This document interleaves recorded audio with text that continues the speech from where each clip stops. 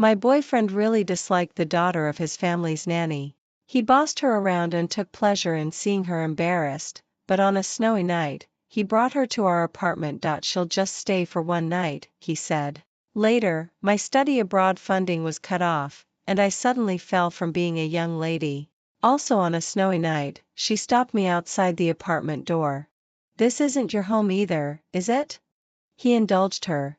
I turned around and left. Later still, we met at a drinking party. He was still as glorious as ever.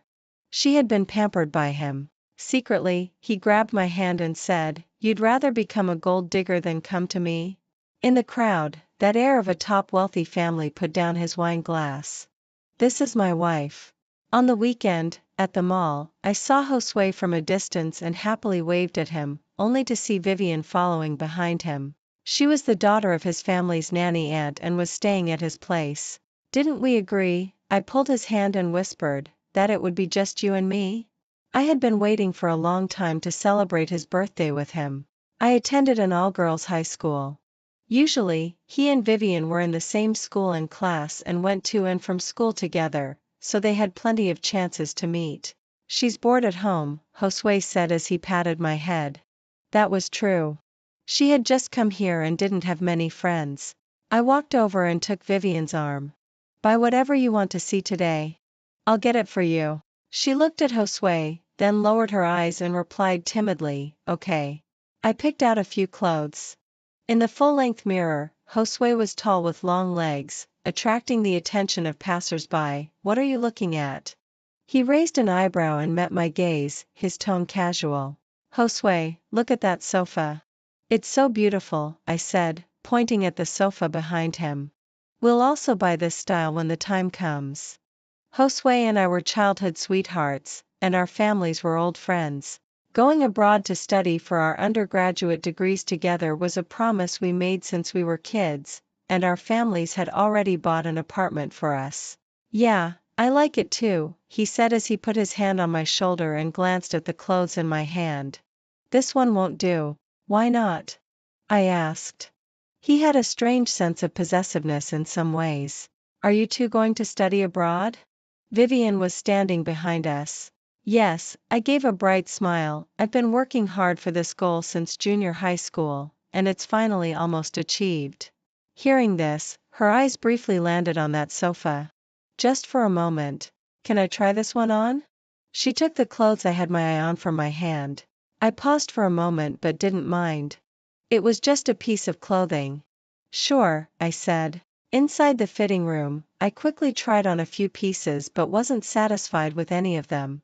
Just as I was about to open the curtain, I heard Vivian's voice from the next fitting room. "Could you give me a hand?" Her tone was soft and delicate. I thought she was asking me, so I poked my head out enthusiastically. "Can't you zip it up? I'll come in and help you." There was silence inside. The curtain shook a bit, and she sounded a bit out of breath as she said, "It's okay now." When it was time to pay, I didn't like any of the clothes I had tried on, but she had her eye on one. I habitually took out Josue's card and swiped it. On the way back, the driver came to pick us up. I sat in the back seat, playing with Josue's hand and chattering on about many things that had happened at my all-girls school, including the mixer at the graduation ball. "Why don't you ask me if I went? Is there a need to ask?" He looked up, a smile curving his lips. Then he clasped my fingers with his. "Would you like someone else?" I liked him so much that everyone around me knew it. He was so certain. I was a bit resentful. "So," I retorted in a low voice, not sounding very threatening, "you never know." He didn't care and just smiled even more. The car arrived at my villa first. "Really not coming to my place?" "No, I need to go back and study for the TOEFL. Josue always told me not to work too hard. But going abroad to study together was one thing, and my future was another. If I wanted to apply, I would aim for the best universities." After walking a few steps, I remembered that I had forgotten to return his card to him. When I turned around, I saw Vivian in the front seat, holding her clothes and sitting in the back seat where I had just been. "She's really inconsiderate of you, always spending your money." Josue paused as he was about to open the car door. Don't let me hear you say bad things about her again. Her eyes turned red, and she didn't say anything else. I received an offer from my dream school. Josue happened to be at the school next to mine. I was overjoyed and rushed to his place without even having time to eat. I pushed open the door to his room. Vivian was squatting down, helping him pack his luggage. He was taking a shower. She had the air of a mistress as she said, "You're here. Just find a place to sit anywhere." I sat on the sofa. My mood was half gone. "Oh, he didn't tell you, did he?" Vivian had her back to me, so I couldn't see her expression. She was holding his clothes in her hand as she said, "I'm going to study abroad too." As soon as she finished speaking, Josue came out of the bathroom. His hair was slightly wet. He was a bit surprised to see me when he looked up, but he didn't question her being in his room at all. "Did you get the offer?" he asked me. "Yes." He raised his hand and patted my head. "Want to play games?" Vivian went out.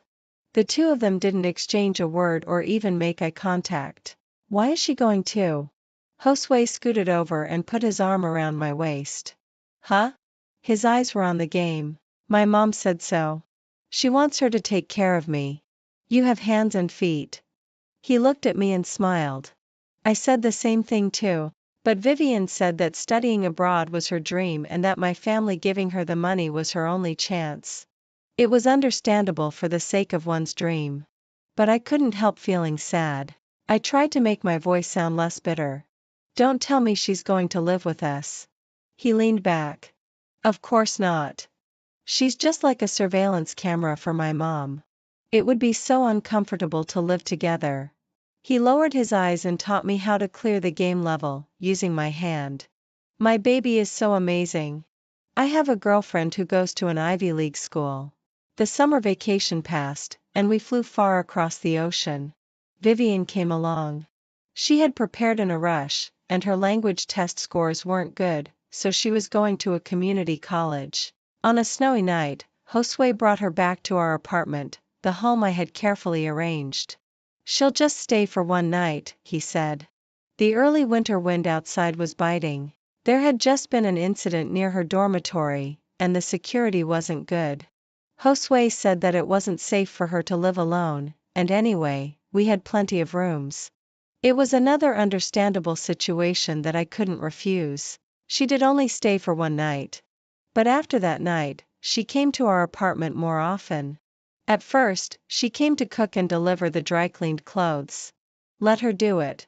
Otherwise, she'll feel bad about taking our family's money," Josue would always say when it came to these things. "She's just like that. She doesn't have any bad intentions." After coming a few more times, if neither of us was at home when she arrived, she would wait outside the door in the cold wind, looking so pitiful that at least I knew Josue felt sorry for her. He had a key made for her. She showed it to me on the day she got it. Vivian took my hand, looking very affectionate. "I have to keep an eye on him to make sure he doesn't bully you too much." That day, it was the final exam week. I had stayed up all night studying and was going home from school. The two of them were cooking in the kitchen. Vivian called out his full name. "Josue," she said, with her voice rising at the end when she called him, "stop making trouble." The sound of the door closing made them both turn around. "Ah," she withdrew her hand, "why are you here?" The heating was on in the house. She was wearing a lace camisole with short sleeves, which made her skin look very fair. "This is my home," I said in a rather cold tone. She looked at a loss and looked up at Josue. Josue was leaning against the wall cabinet. "We thought you were at the library today and wouldn't come back for dinner." "We?" Josue said we. So what was I? I bent down to change my shoes and didn't reply. He tried to ease the atmosphere and joked, "She's so slow at cooking." She pushed him. The movement was very natural. "If it weren't for you making trouble, it would have been done long ago. You still think I'm stupid." After saying that, she patted his forearm again. He looked down and smiled. I hugged my textbooks and walked back to my room. "I'm not hungry. You two eat." After a while, the door was opened. Josue stood by the door with his arms folded. "Who are you giving that attitude to?" I put down my textbooks. I was so tired after staying up all night. I don't like her coming here. Josue, the life of studying abroad that I had been looking forward to for so long isn't like this. After saying that, I turned around. My gaze met Vivian's, who was hiding behind him. There was no guilt in her eyes. Only confidence. Sure enough, the next second, Josue frowned. She hasn't done anything wrong. What on earth are you angry about? Seeing that I didn't speak, he sneered. Are you angry because we cooked together? Then I'll tell you that we used to cook together countless times at my place. I picked up a glass that was within reach and threw it in Josue's direction. He was startled. Vivian rushed forward to protect him, and the glass just grazed her forehead, immediately swelling up a bit. Josue was quick and hugged her, scolding me, Cecilia, are you crazy? It's okay, I'm okay. Vivian's tears started falling. I'm sorry. It's all my fault.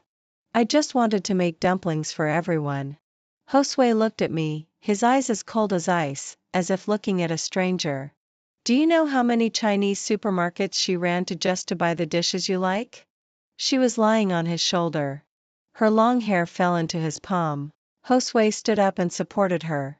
Never mind her. I'll take you to eat. Then he turned around and left me alone in the empty apartment.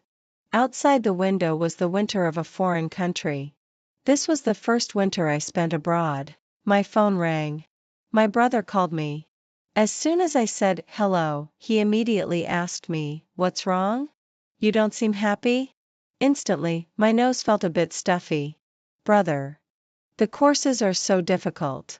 I thought that with such a high TOEFL score, I should be able to understand the classes. But damn it, that professor has such a terrible Indian accent that I can't understand him again. There are so many technical terms, and I just forget them as soon as I memorize them. These were all the things that I originally wanted to talk to Josue about as soon as I got home. I had so many things to say to him. But why? I don't know. Why did it turn out like this? After a long while, my brother laughed at me, saying I was so bad. He said, then should I send you some money?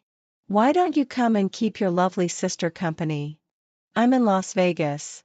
There was a lot of noise on his end, mixed with the decadent sounds of a hedonistic lifestyle. Do me a favor, he said, Aiden, remember? Aiden. He is cold in nature, talks little, and is not easy to approach. He studies hard and plays crazy. This name was first mentioned to me by Josue. He was a prominent figure in their high school. Josue said, our money doesn't count. His does. Back then, I joked, then should I go and like him? He gave a teasing smile. Would he even look at you? He's the heir of a top wealthy family, someone we can never reach in our lifetime. Josue was completely sure of me. There was nothing about me that he didn't know. Because my feelings for him were impossible to hide. But what he didn't know was that I had deceived him twice. The first time. In the first semester of my freshman year in high school, my parents got divorced and divided their property. My brother went with my mom, and I went with my dad. Before leaving, my mom told me that my grandfather had arranged a childhood betrothal for me.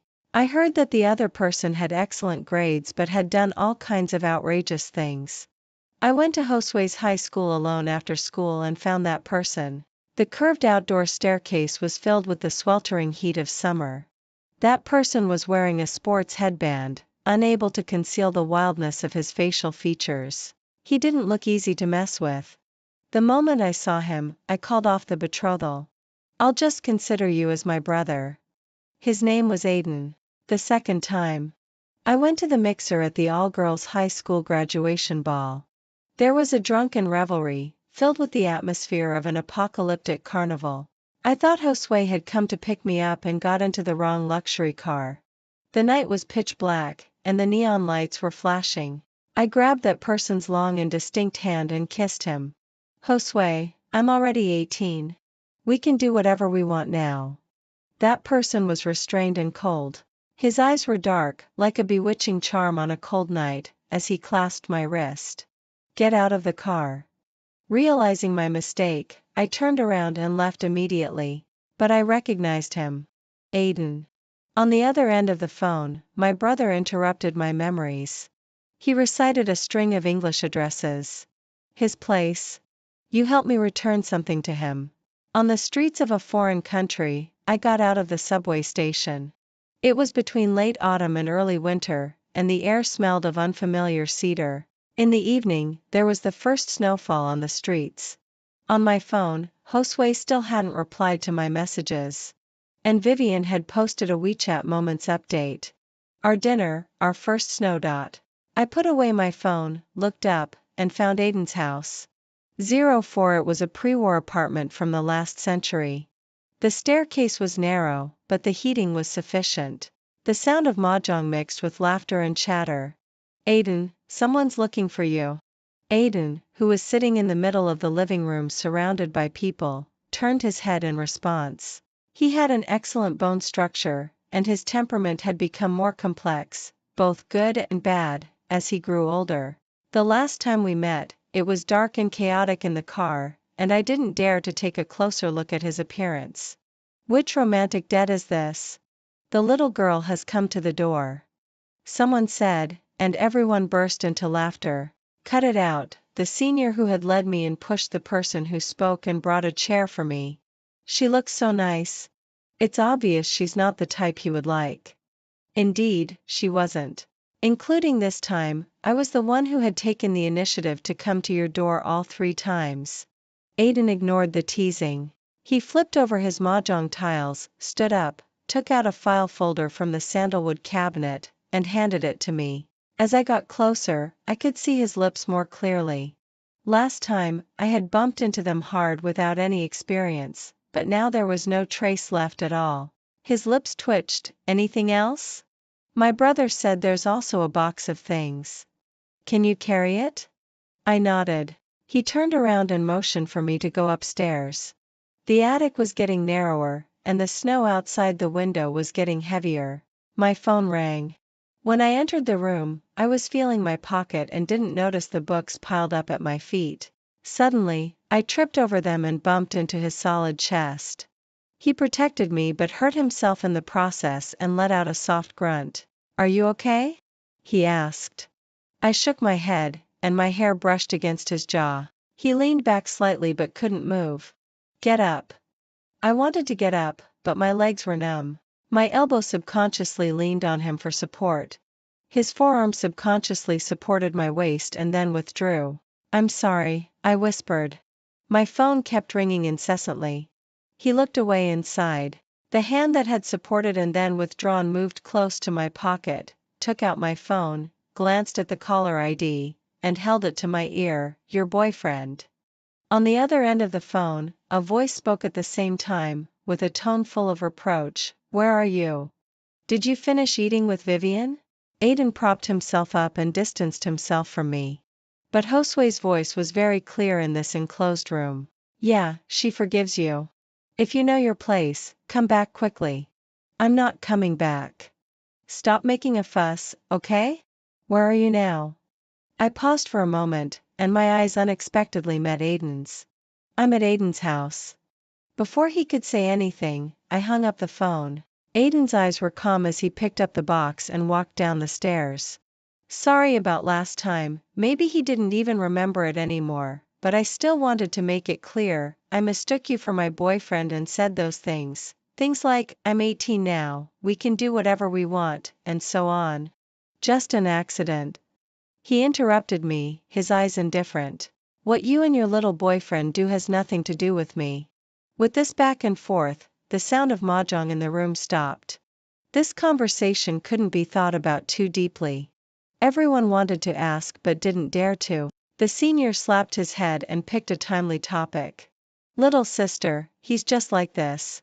After his fiancée came all the way to reject him in high school, he's been depressed and self-abased ever since, locking his heart and shutting out love. She would ride her bicycle to school in the severe cold to bring me hot meals. In the cold weather, her hands were red with cold, and she took out rice and hot dishes from her cotton-padded clothes, put them in a plastic box, and smiled at me.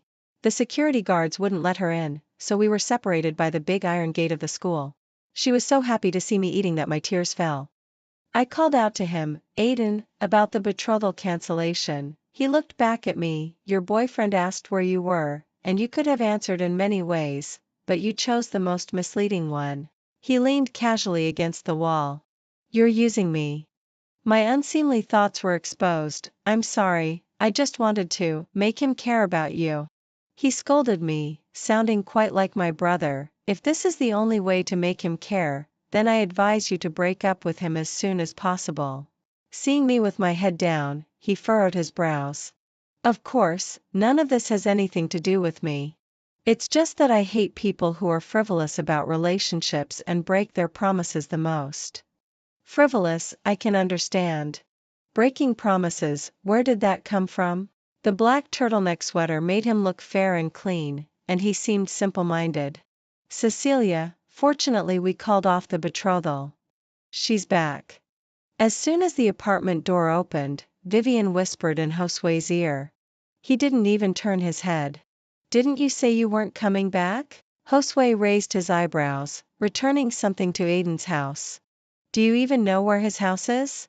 Does he even know who you are? I put down the box, walked past him and entered the house. He never stopped playing with his game controller. After a while, he got more and more irritated as he played and couldn't help but look at the door of my room. In the past, I was always the one who would coax him first. Don't be angry. He pushed open the door and saw me packing my luggage. You hurt her and haven't apologized yet. He glanced at my suitcase. She doesn't even mind and has even packed dinner for you. Should I be grateful then? I said. His eyes showed impatience. Enough. I pointed at the obviously ruffled dresser. Did you touch my things? Josue looked at the broken lipstick. She borrowed it to use. Did you ask me? I looked up. Who allowed her to enter my room and use my things? I did, he said. Can't you be a bit more generous? Vivian followed in, looking innocent. Sorry, he said this lipstick looked better on me.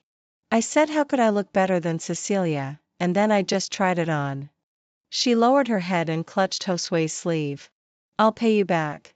I'll use all the money I earned from my part-time job to pay you.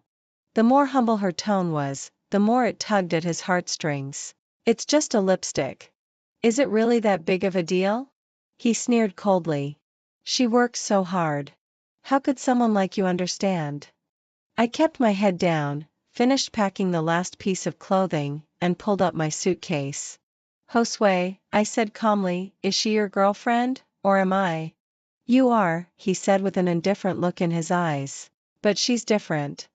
He was acting all high and mighty, like he was lecturing a disobedient child. She will always have a place in my life. You'll just have to get used to it.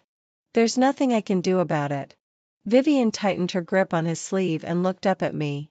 I knew she had been waiting for this moment for a long time. She had won. I gave a bright smile. Josue, let's break up. She doesn't have many friends. Couldn't you just bear with?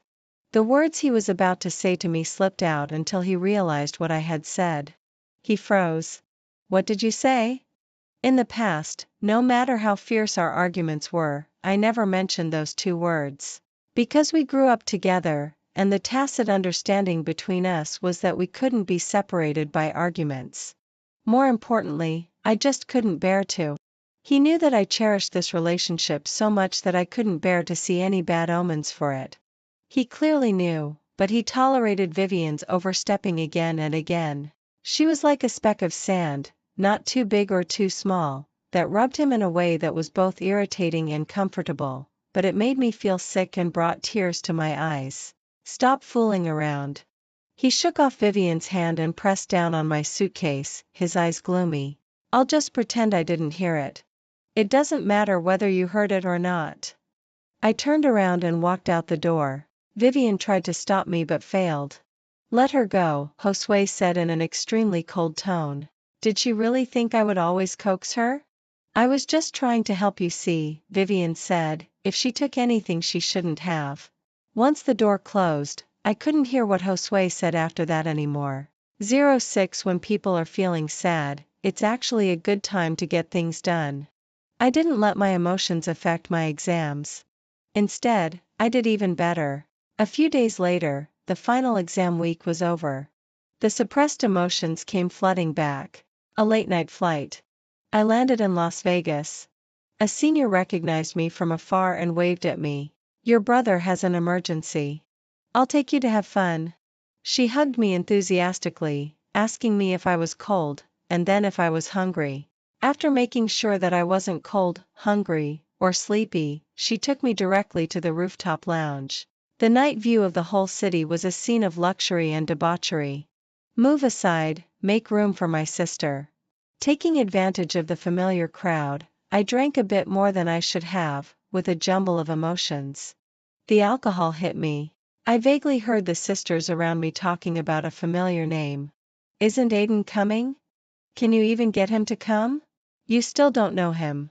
He plays crazy during the day, studies all night, and after exams, he sleeps for 3 days.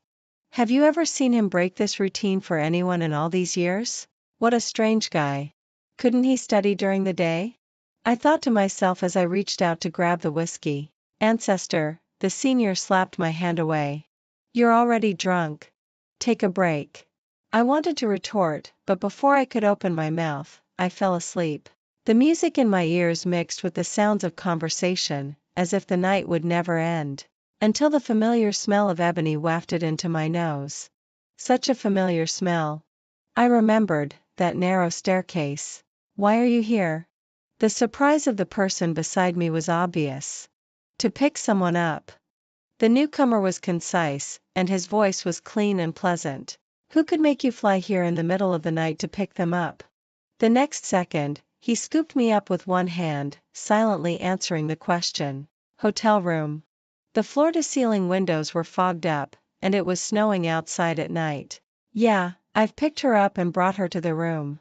You can go back to your country without worry. Aiden was on the phone with my brother. Don't hide anything if you have something. Just say it if you need it." He was tall and had distinct facial features.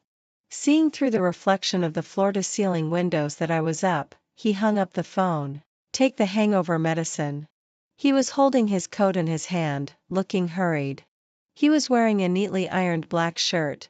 Once he finished speaking, he was about to leave. I grabbed his hand. "You said I was frivolous." He paused, clearly not expecting me to bring up old scores. "Aren't you?" "No, I've only liked one person in my whole life," I said, feeling more and more aggrieved. "It's the kind of genuine feeling that even when he's old and can't walk anymore, I'll still like him so much." He looked at me with his clear black eyes. "You don't have to tell me how much you love your boyfriend." I curled up. "You also said I was using you." He didn't say anything more, but I knew that in his heart, there was still that rhetorical question, "Aren't you?" Alcohol is really a wonderful thing, making people feel a kind of craziness where there's only today and no tomorrow. "Aiden," I clearly heard my own voice, "this is what real using is like." One corner of the bed sank, bearing a weight that wasn't supposed to be there originally. Logically speaking, an adult male, especially someone as self-disciplined and exercised as he is, wouldn't let me succeed so easily. But he was really unprepared and really indulgent. "Is it fun?" He just thought I was being mischievous. I buried my head and didn't say anything, and a sense of frustration spread. Having confirmed my frivolity, he must really dislike me now. Sure enough, the next second, he reached out to push me away, only to find that my tears had wet a patch of his shirt. After a long while. "Are you really that sad?" He looked up. "Is it because of what I said, or because he doesn't love you?" I said, "Because I broke up." Aiden was used to being a favored son of heaven. Probably no one had ever treated him like this before. "Am I just a tool that you, Cecilia, can call whenever you want and discard whenever you feel like it?" He propped his left hand on the edge of the bed, smiling slightly, with a touch of self-mockery. "What does it have to do with me?" My hand answered this question in a rather offensive way. He was quick and caught it. "You're not sober." "I'm sober." I propped myself up, staring at him with bright eyes. "Aiden, I'm sober. I know what I want." Outside the floor-to-ceiling windows, the snowstorm came suddenly. Later I learned that it was a rare heavy snowfall in this desert city since the last century. but it was really hot inside the room. The airtight heating was like a clingy quilt, making it impossible to break free from the scalding temperature. I was afraid of the cold but also disliked the heat. He bowed his head like a vassal, staying silent throughout, not uttering a single word. I was so hot that I broke free from his hand, rolled over to seek the coolness of the quilt. No more. Go away. He looked up, his hair in front of his forehead slightly wet, his eyes looking tired, his voice deep and hoarse, and said, hard to please. I didn't bother with him anymore, leaving him alone to take a cold shower in the late December night. 07 There was only one person who could wake me up. My dear professor with the Indian accent. I dreamed of being in class and sprang up from the bed like a carp. On the single sofa, Aiden was sleeping with his eyes closed, wearing a shirt and long pants, neatly dressed, just like when he came. Last night, I could convince myself that indulging in momentary pleasure wasn't a sin. But the daylight revealed everything. Coming to him right after breaking up, what would he think of me? I put on my shoes quietly, quickly packed my things, pulled my suitcase, and managed to close the door without waking him up.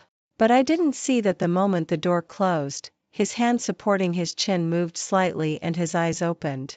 Airport. The flight was delayed due to the heavy snow, and the airport was crowded with people. At this time, he should have woken up. Not a single message. It should be like this, I told myself.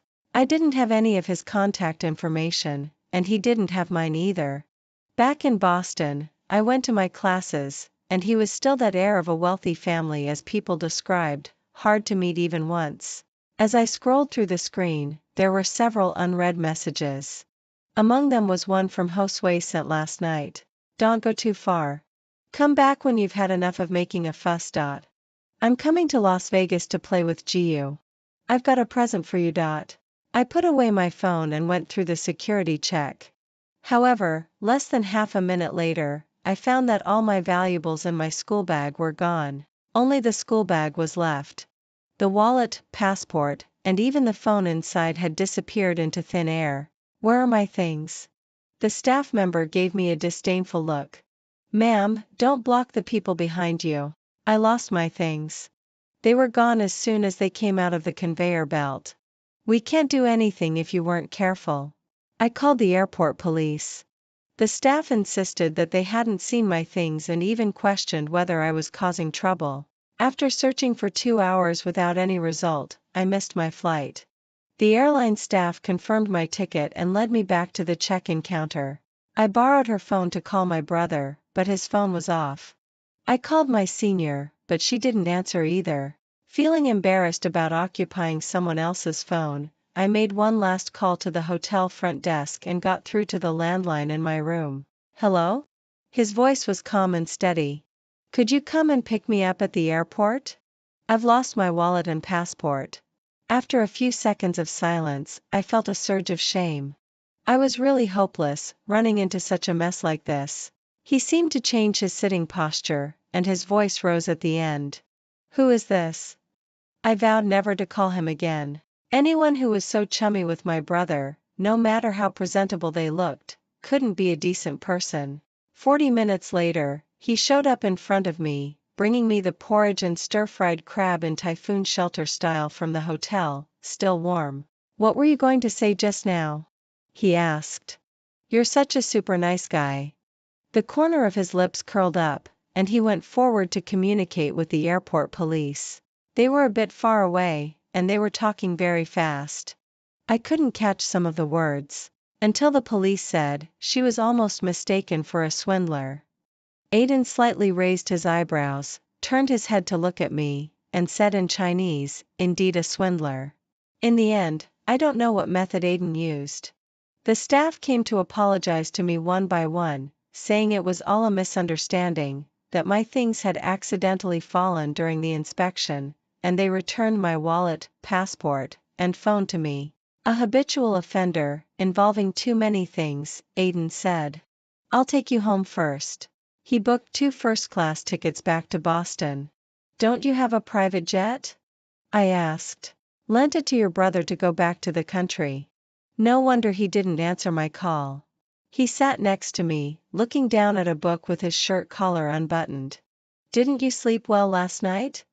I asked again. His fingers that were flipping the pages paused. I didn't sleep a wink all night. It turns out that one shouldn't force a conversation when there's nothing to talk about. Like me right now, was it because the sofa was uncomfortable? He completely closed the book and looked at me with a smile. What do you think? I stopped talking and turned my face to look out of the window. He was so sleepy that he covered his face with the book and pretended to sleep. In the end, he was still very considerate and answered my question. Because I wanted to know if the name you were calling out in your sleep was his or mine. I completely glued my face to the window. He chuckled softly behind the book.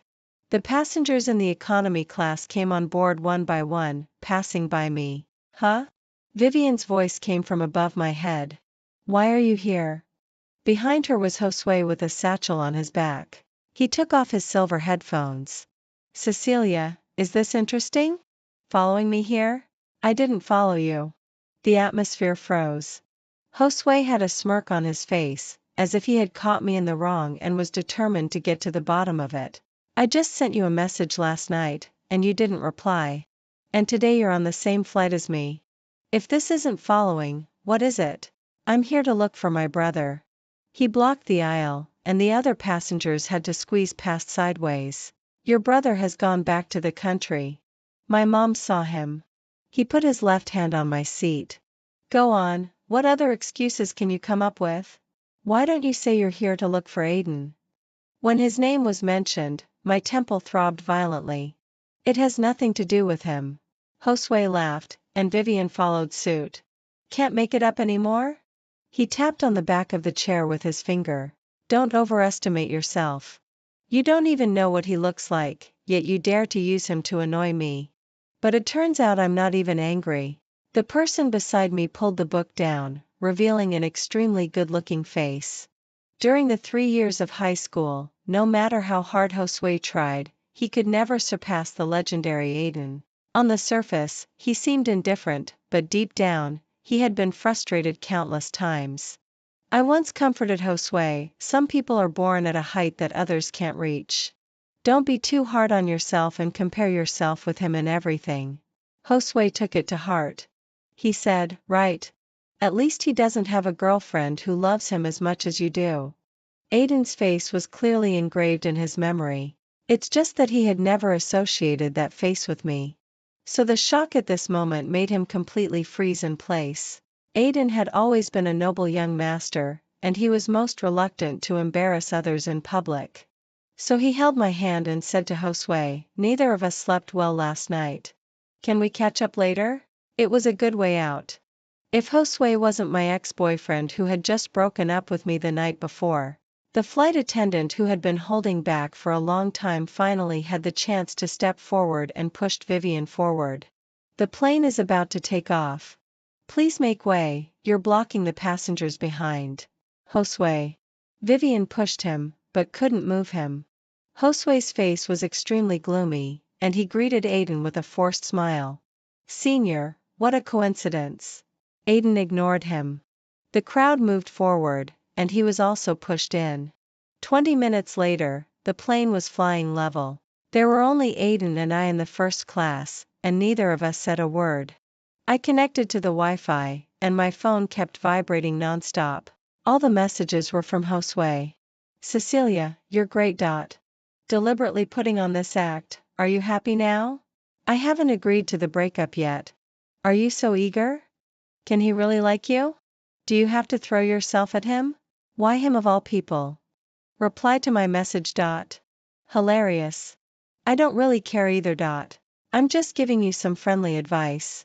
Don't take yourself too seriously. Aiden had already withdrawn his hand and was leaning on the other side, looking at me. Am I disturbing you? I asked. He raised his eyebrows. You mean the vibration sound?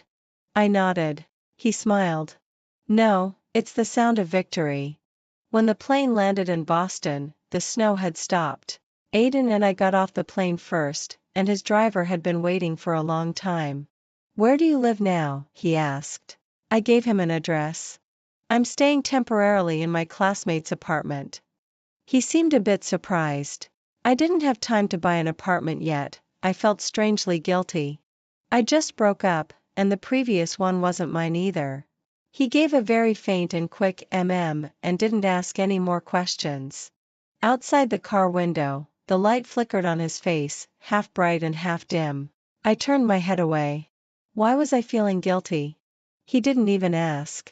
I'm not anything to him. All those random thoughts kept popping up.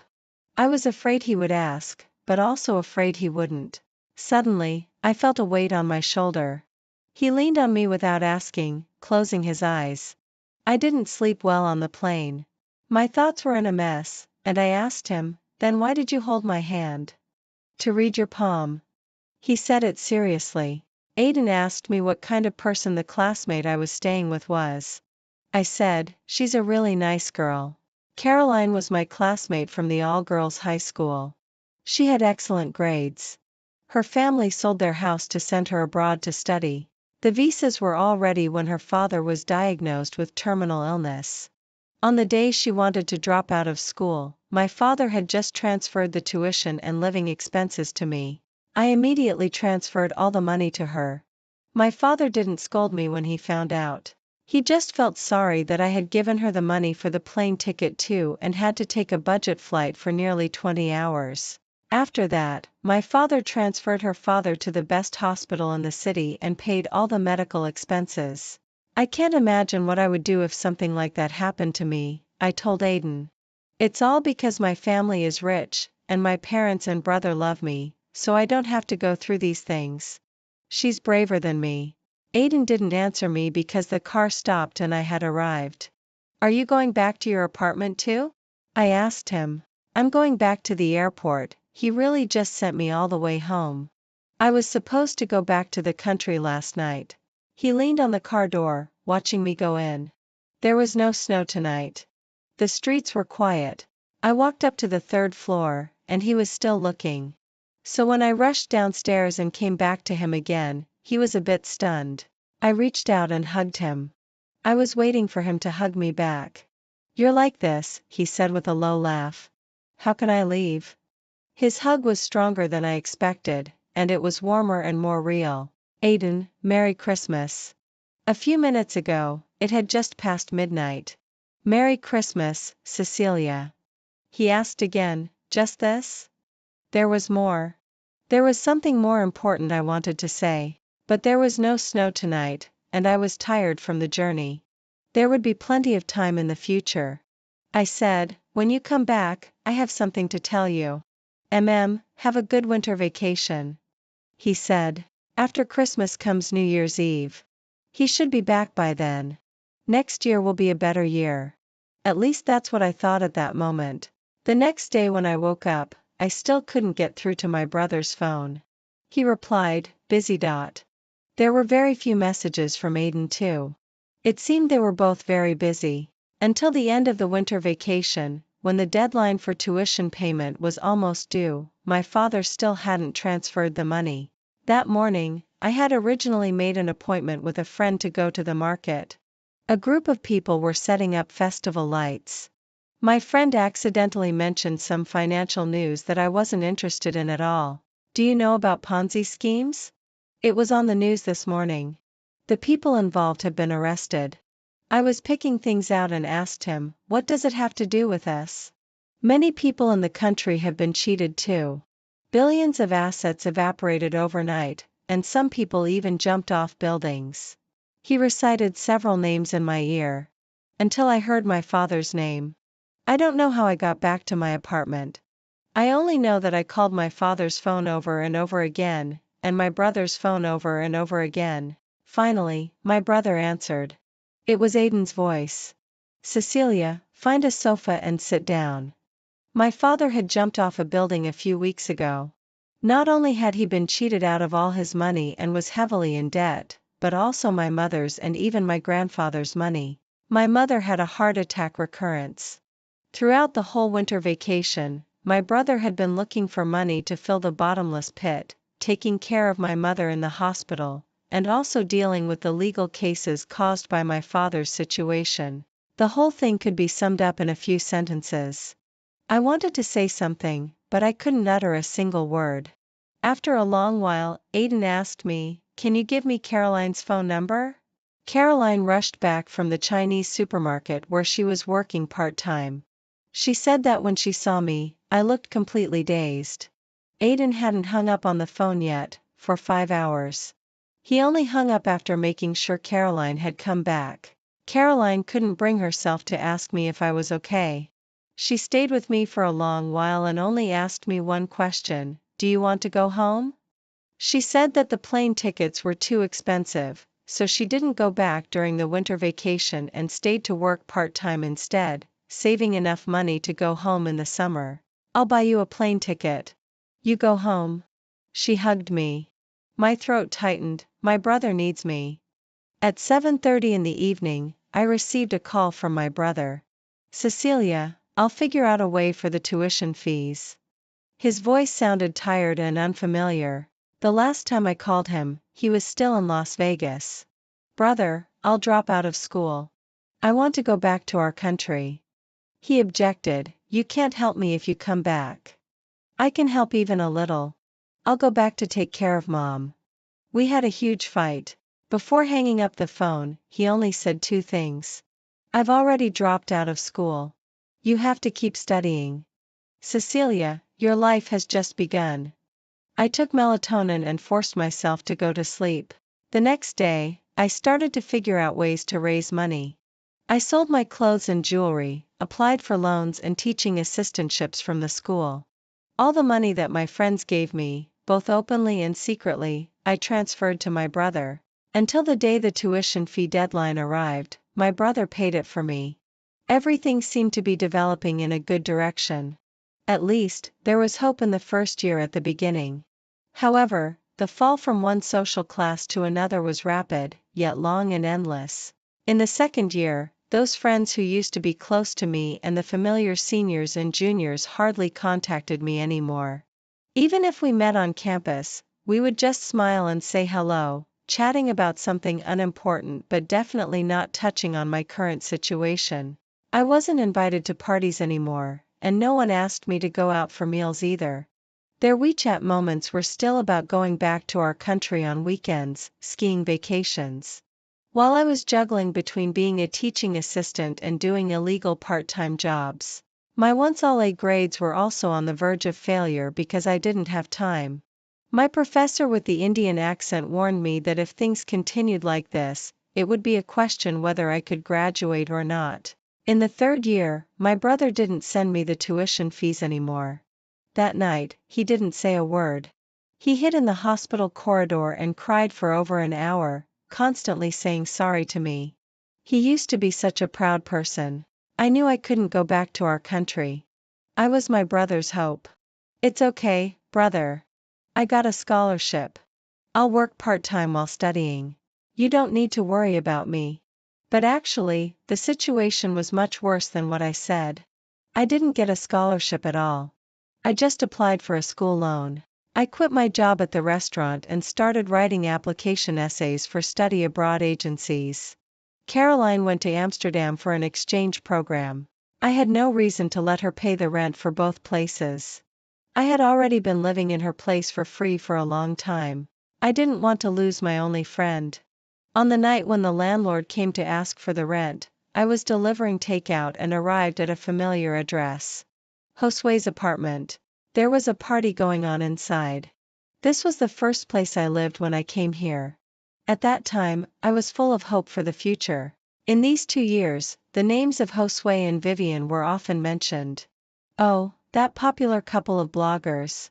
I've watched their vlogs. So sweet." "Yes, the guy is super handsome, rich, and spoils his girlfriend a lot." I mentioned this idea to Josue on that weekend when we were shopping in the mall during senior year of high school. Vivian was listening beside us. Just like now, I was standing at the door, looking at her sitting on the sofa that I wanted to buy back then. On a snowy night, she thought my shoes were dirty and stopped me outside the apartment door. She thought I was coming to beg Josue to take me in. She said, "This isn't your home either, is it?" He indulged her, allowing countless pairs of eyes to stare at me holding the takeout. Josue was standing behind her with his arms folded. How did you end up like this? I told him that I was in a hurry to deliver the next order. He looked at me with an expression that I couldn't understand. What about Aiden? Did he abandon you? Josue sneered. With the money he has, would he let you deliver takeout here? I couldn't answer. Vivian took out a handful of US dollars from her wallet and stuffed them into my pocket. Is it enough? She then turned around. Who else has money? She's so pitiful. Another handful of US dollars. She gently hugged me and whispered in my ear, take the money and don't steal other people's boyfriends anymore. I delivered the last order and used the money she gave me to pay 1 month's rent. On my way home, I found a whole loaf of bread that was almost expired in a trash can and was happy for a long while.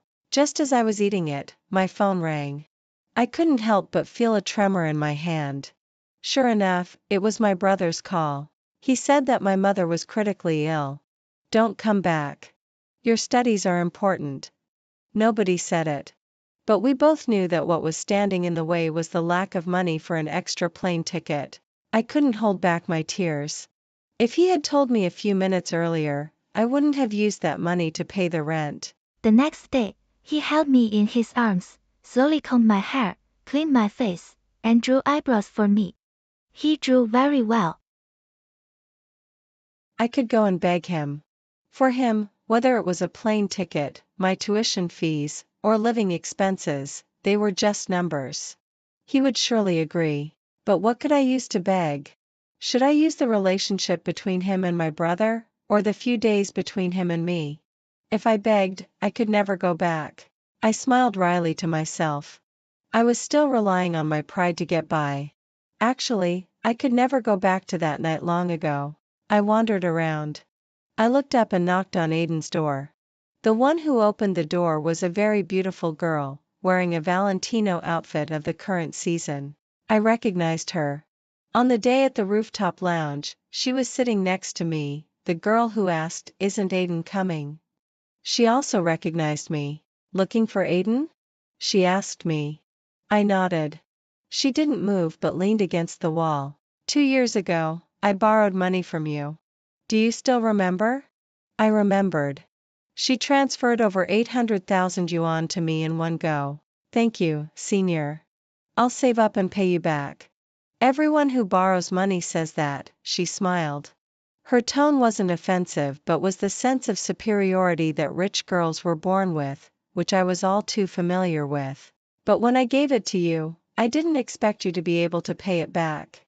She paused and placed her wine glass on the ebony low cabinet beside her. Aiden thought the same way. She said.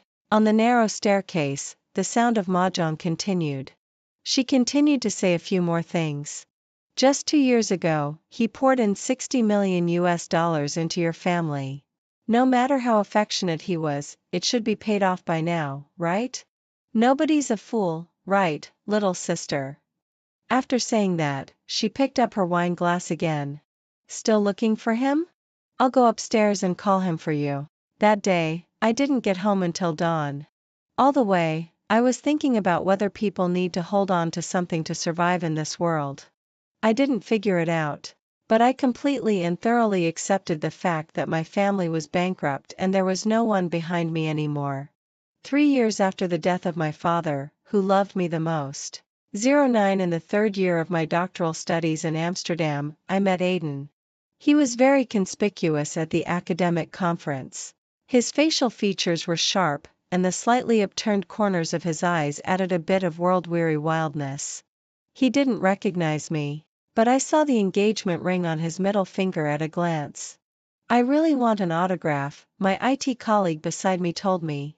My favorite game was designed by him. After the conference ended, separated by the crowd, he was talking in a low voice with several big shots. I left early. In midsummer, it was drizzling under a gloomy sky.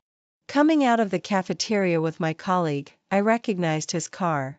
After years in a foreign country, I thought I would never see him again. There are so many people in the world, and this was just a very small probability of an intersection. This time, it might also be the last time. Anyway, I should say thank you. I knocked on the car window. In the driver's seat was the face of a strange driver. Sir isn't here. You can wait, but it'll be at most 15 minutes. On the other side, my colleague was waiting for me. I took out a check from my bag. When I graduated from undergraduate, I found a high-paying private equity job. I saved up money to pay the first month's student loan, but was told that it had already been paid off in one go. The leader at that time told me privately that if someone hadn't informed them first, I wouldn't have got this job. Aiden had arranged everything for me, except for him and me. Please give this to him for me, I handed it to the driver. Just say, thank you. What's your name? I smiled and didn't say my name. When I got back to my apartment, I received a call from an unfamiliar number. I recognized it though. The things I had deliberately tried to forget were actually the ones I remembered most clearly. I answered the call, but there was no sound from the other end. It was more agonizing than I had imagined. I looked out of the window and said, Aiden? Are you doing well? On countless snowy nights in Boston, I was lost, helpless, and all alone. All I wanted was to hear him ask me this question. I'm fine. I'm doing fine now. Don't bother with the check. I should have taken care of you. He was at the airport. There was a lot of noise, and the announcements kept coming. There's no such thing as should or shouldn't. I took a steady breath. I can't afford to pay you back for anything else. I could work my whole life and still not be able to pay it back. But at least for my tuition fees, I'm giving it back to you. I originally wanted to thank you in person, but I thought you probably wouldn't care about this amount of money and I didn't want to take up your time, so I asked someone to give it to you. I won't bother you again in the future. After a long silence, he said, I'm getting ready to go back to our country now. The plane just arrived this morning, and now he's going back again? Is he in a hurry to go back to see his fiancée? Well, when he falls for someone, he's always been impulsive. What's a flight of more than 10 hours to him? Then I won't hold you up. Goodbye. He asked, will you come back with me? What was this? I went back to see my mom before the Chinese New Year, I said. It's not about taking you back to see your family on the way, he said in a low voice, imitating that long ago, settling old scores tone. Cecilia, you broke your promise. Even earlier, way back when nothing had happened yet. It was as sweltering as it is now. I was alone, going against the flow of students leaving school, and found him on the curved outdoor staircase. Come back with me. Let's get married, he said. After getting the marriage certificate, he looked cold and detached, with no obvious emotional fluctuations throughout the process. He went back to California, and I went back to Amsterdam. On the private jet, he put the engagement ring on my ring finger. After putting it on, he didn't let go of my hand. Why didn't you come to me? I lowered my eyes. I was young. I was afraid you'd look down on me. His hands were much bigger than mine. I couldn't avoid them even if I tried. Josue came to see me when you were in your junior year, he said. I looked up, and he looked back at me and continued, he said you went to see him and begged him to help you. He asked me why you'd rather go to him than come to me. Did you believe him? I asked. If I were rational, I wouldn't have believed him. I would have come to confirm with you, he said with a faint smile. But when it comes to your affairs, I've never been rational. That was why he didn't come to me but chose to help me behind my back. He thought I didn't love him. After getting off the plane, Aiden, just like before, insisted on seeing me to the entrance of my apartment. What are your plans after graduation? He asked me. My coursework in my final year is really intense. I basically have no days off in a week. I didn't know what to say. I looked down at the ring on my hand. I originally planned to get permanent residency and work here. It was too impulsive. When people calm down, they realize there are many obstacles in between. His assistant reminded him from a distance that time was tight. I pushed him gently. Be careful on the way. Goodbye. He looked at me quietly, turned around and walked a few steps, then pressed the elevator button. When the elevator arrived, he didn't get in but turned back instead. I thought he had something to tell me. If there's anything else, just send me a message. He lowered his head and kissed me. Heat built up as our lips and teeth touched. He was so gentle with me that I forgot he was someone who had done all kinds of wild things when he was young. I felt weak and limp, and he put his arm around my waist with one hand and carried on. The door shook as I wasn't on guard, and I bumped into it. He chuckled and apologized. Does it hurt? Tears fell from my eyes for no reason.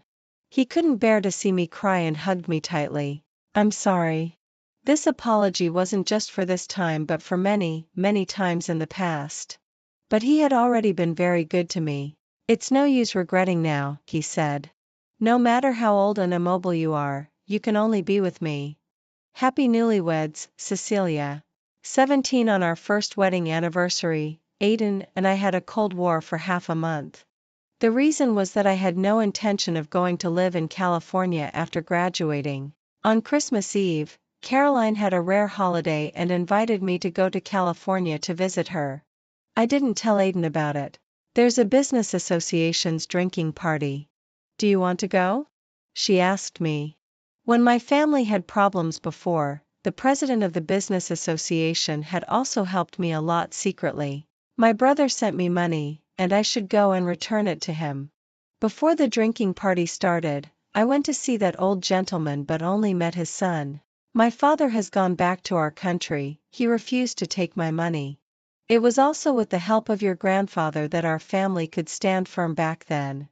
Your brother has also set up a company in our country.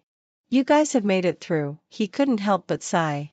Sister, you're very brave. I was stunned. I had said the same words to someone else many years ago. But my state of mind was completely different now. I insisted on returning the money, but he refused to take it no matter what. During the back and forth, we were accidentally seen by others. I didn't expect to meet Josue at the drinking party. He was still as glorious as ever. Vivian had been pampered by him. Josue stared at my face and then glanced at the money in my hand. He didn't say anything and just turned around and entered the drinking party. Did you graduate from undergraduate? Vivian looked me up and down, seeing that there were no recognizable brands on my clothes, and she couldn't help but smile. We haven't been in contact since then. I only heard that your grades were bad and you might have trouble graduating. I was really worried. Caroline gave her a dirty look. She's already graduated with a doctorate, okay? Do you think everyone is like you? When Vivian graduated from undergraduate, her blogging career was booming. Until someone exposed that she had faked her school background, seemingly leading everyone to believe that she and Josue were studying at the same prestigious school, but in fact, she was at the neighboring community college. The public opinion changed overnight, and in the end, she had to delete her account completely. Which school? Vivian suppressed her surprise and asked another question. I told her the name of the school. She looked as if she had expected it. A school in Denmark. Never heard of it. You can't make much money after graduating from there, right? Indeed, I can't make much money. I told the truth, and her smile grew wider. The air in the room made me feel sick, so I got up and went to the bathroom. At the end of the corridor, another banquet had just ended. The crowd was bustling, chatting, and laughing. I walked along the wall but was grabbed by the hand.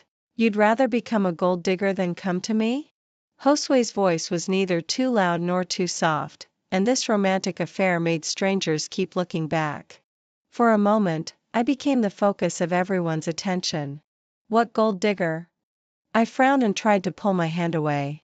Isn't it? Otherwise, how have you survived until now? He insisted on getting an answer. Since that old guy can do it, why can't I? In the crowd, that heir of a top wealthy family put down his wine glass. This is my wife. Aiden and I hadn't seen each other for half a year. Hearing his voice suddenly, I thought it was on the phone. He pushed through the crowd and brought me behind him. Vivian came over when she heard the noise and stood there in shock. How is this possible? Later, Caroline told me that Vivian had been asking about me all the time. She asked if you had signed a prenuptial agreement, how long you'd been married, if the Aiden family knew about it, and if you had climbed the social ladder by having a baby, Caroline complained on the phone. Isn't it more and more uncomfortable the more she asks? She'll never get the answers she wants. The Josue family doesn't like her. They haven't let the two of them get married for so many years. She's going crazy with anxiety, she said. I heard that after Josue went back to our country to take over his father's company, he insisted on some kind of transformation and lost a lot of money. But I didn't care about any of this. That day, I went back to Aiden's villa in California with him. The empty rooms had no sign of life. There were only a few pieces of furniture necessary for living. There was even only a mattress. Busy with work. Didn't have time to pick out furniture, he said simply, pouring a glass of whiskey. Anyway, I live alone. He almost gritted his teeth when he said the last sentence. Don't you want to ask me what I'm back for? I sat on the mattress, looking at him who was leaning against the liquor cabinet. What are you back for? He was quite cooperative. To remind you to fulfill your obligations. The shimmering light of the pool shone through the floor-to-ceiling windows and intertwined with my hair. I turned over, but he wasn't there. Walking to the staircase, I heard him on the phone. On this pitch-black night, I could hear the voice on the other end of the phone clearly. Are you kidding me, big shot? You call me at 3:30 in the morning to ask if your wife loves you? What on earth are you doing? What do you know? Aiden's collar was half open, and the moonlight fell on his prominent brow bone, making his eyes shine brightly. He had been crying. She flew for more than 10 hours just to visit her good friend, his voice choked. She stopped by to sleep with me on the way. The wind blew, making the windows rattle. He turned his head and saw me, then suddenly hung up the phone and stood up abruptly, forgetting that he was too tall and hitting his head on the corner of the ceiling. Does it hurt? I asked. He coughed lightly and put on a cold face. I'm fine. Your eyes are red. He folded his arms and said seriously, I was born like this. After saying that, he was about to turn around and go back to his room. Aiden, I grabbed his forearm. Actually, I have an interview this time I'm back. The company here offered a higher salary. The Christmas tree in the neighbor's backyard next door had lights that were flickering on and off. Wanting some cool air, I opened the window. From the staircase to the bed, the wind blew over many things. In a daze, I smelled the scent of ebony and a bit of whiskey.